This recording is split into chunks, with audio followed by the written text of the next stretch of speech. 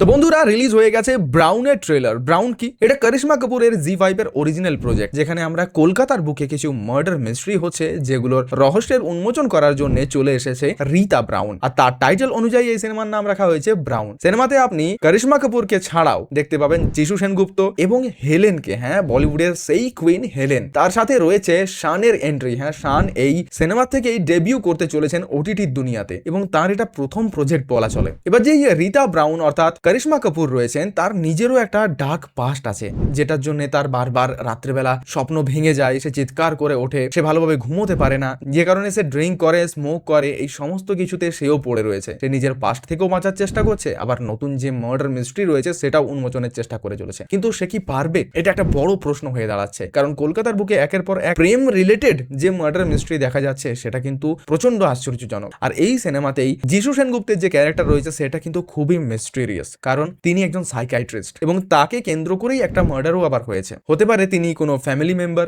বা তার কোনো পেশেন্টের মার্ডার হয়েছে। এই সমস্ত রহস্যের উন্মোচন করার জন্য এগিয়ে আসবেন মিস রীতা ব্রাউন। কিন্তু তিনি কি পারবেন? এই প্রশ্ন কিন্তু সবার কাছে এখনো থেকে যাচ্ছে, আর এর উত্তর হবে 5ই জুন। খুব শীঘ্রই রিলিজ হচ্ছে জি5 এ, আপনারা দেখতে পারবেন নিজের মোবাইলে।